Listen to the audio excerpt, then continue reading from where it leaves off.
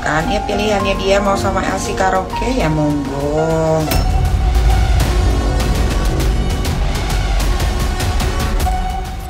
Gue dapet info nih 2 kejadian.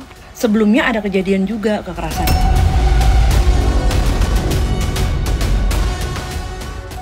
Nikita Mirzani ini nggak bisa diatur. Jadi ketika dilarang, dia akan seperti ular.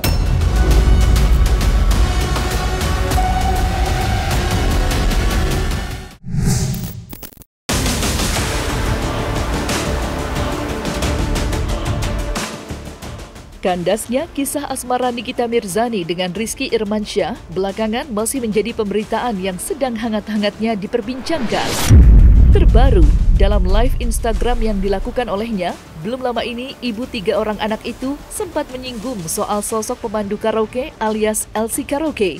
Nikita Mirzani nampaknya menyinggung sosok mantan kekasihnya yang lebih memilih LC Karaoke dibandingkan dirinya. Dalam video yang diunggah, ia mengaku tak mempermasalahkan jika mantan kekasihnya itu lebih rela melepaskan sang kekasih yang lebih memilih wanita lain.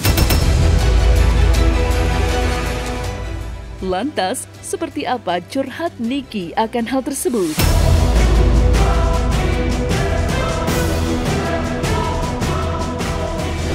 Ya kan ya, pilihannya dia mau sama LC Karaoke ya monggo.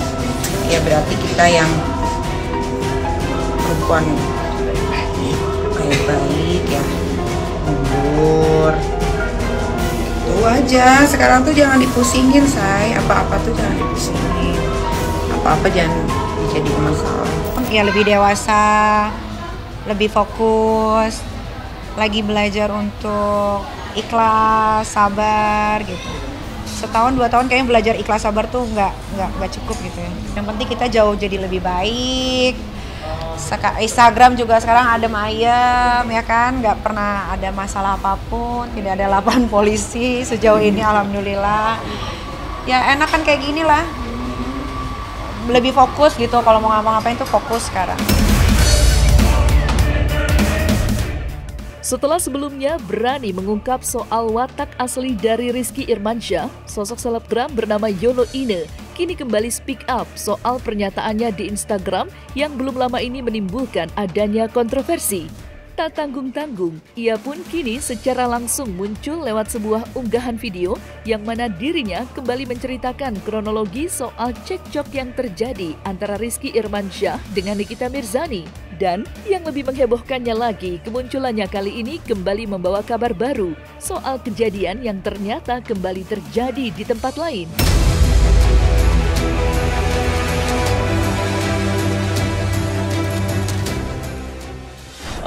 Gue dapet info nih 2 kejadian. Sebelumnya ada kejadian juga kekerasan. Si Rizky ini datang ke di lantai 22 itu bertiga. Itu kayaknya staffnya, yang satunya gemuk, yang satunya kurus.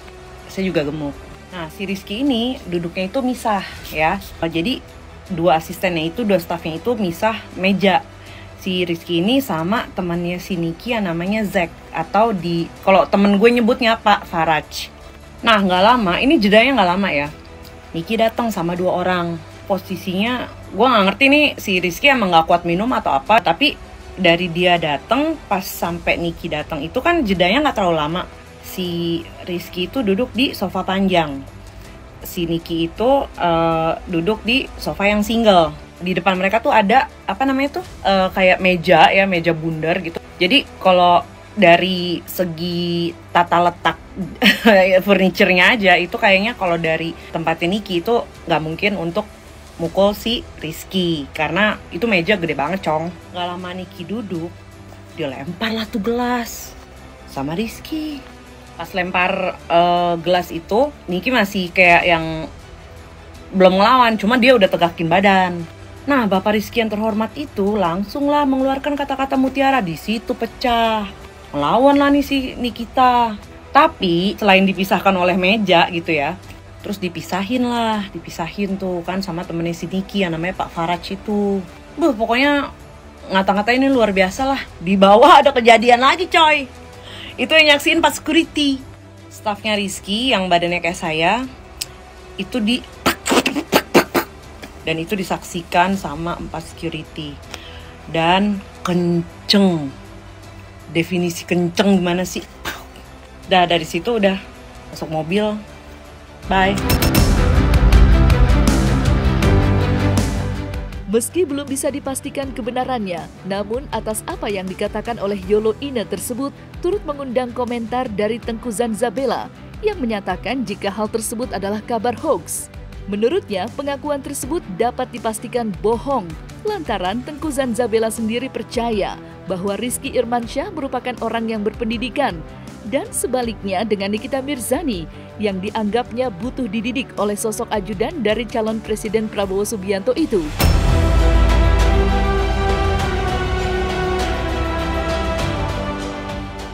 Saya bisa katakan 100% hoax, dan kalaupun dia merasa dia tertekan, itu karena yang saya bilang tadi, karena memang dia orang yang tidak bisa dididik, atau memang dia kecintaan, kebaperan sendiri gitu.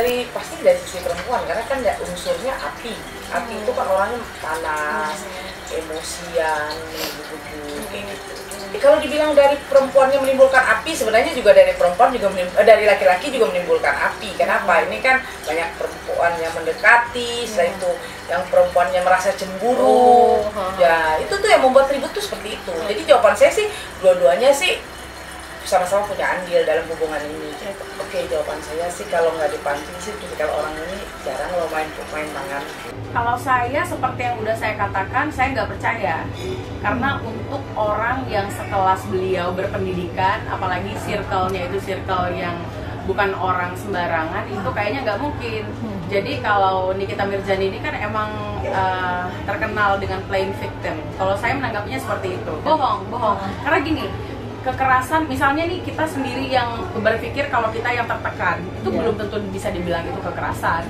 Karena kan perasaan kita sendiri kadang-kadang juga orang, misalnya nih orang lain ngomong apa kita yang tersinggung, itu kan belum tentu kekerasan gitu loh menurut saya. Dan kalaupun misalnya ada bahasa-bahasa si Mas Rizky yang menertibkan dia yang tidak tertib itu, lalu dia tersinggung, mungkin itu sih yang dia bilang kekerasan ya, kekerasan mental dan fisik gitu. Fisiknya saya nggak ngerti apakah dia ditonjok atau apa, nggak ngerti.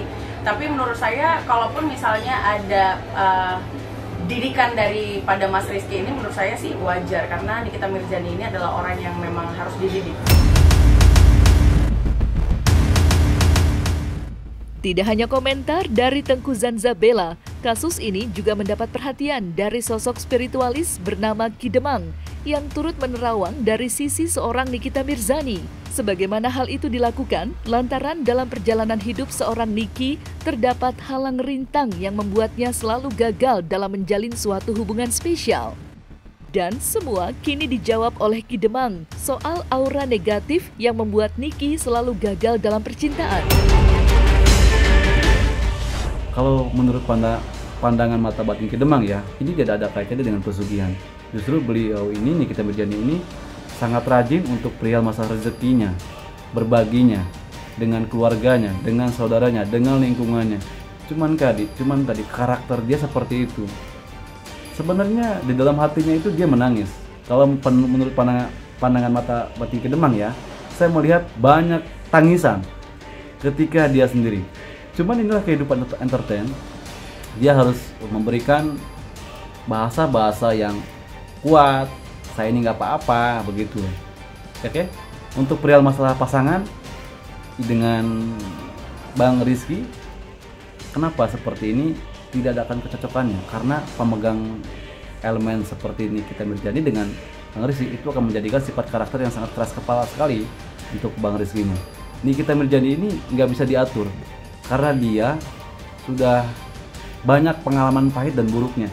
Pada akhirnya dia tidak mau, saya ini udah segini juga wasilah saya juga gini juga berkat saya, bukan berkat kamu. Jadi ketika dilarang, dia akan seperti ular. Nah, cara seperti ini mungkin bisa memberikan efek yang luar biasa untuk Nikita Mirzani. Bagaimana sih cara untuk membuang sengkolo yang ada di Nikita Mirzani? Karena ini juga ada kaitannya juga dengan sengkolo. Sengkolo itu yang seperti sesuatu yang berdampak, efeknya itu ke asmara dan kesehatan. Karena kalau saya lihat, Nikita Mirzani ini mempunyai keluhan di bagian perut.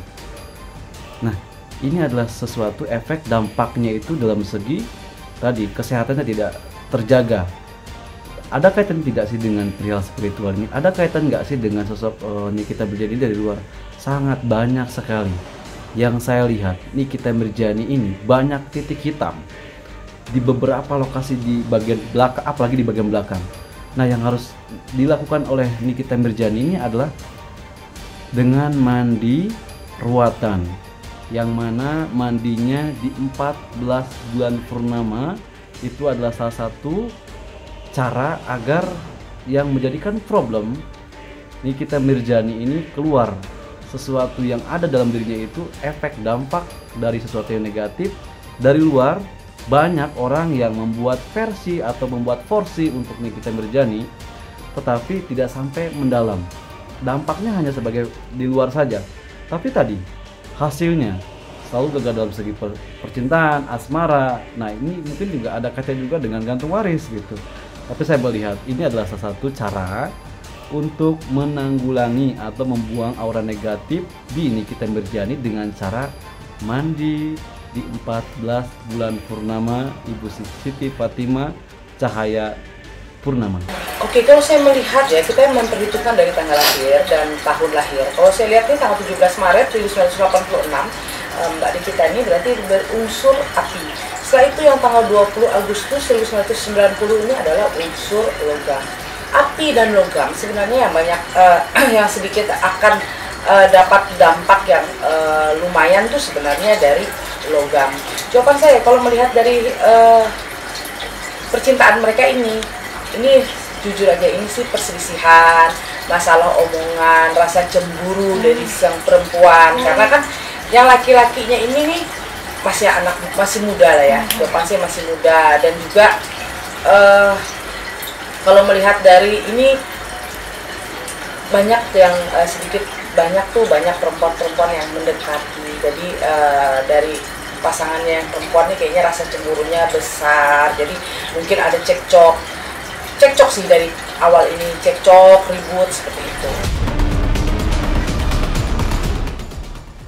Nah, selesai sudah Cumi Lovers? Saksikan terus Cumi Camp In-Depth, kabar lengkap, mendalam, dan akurat dari narasumber terpercaya.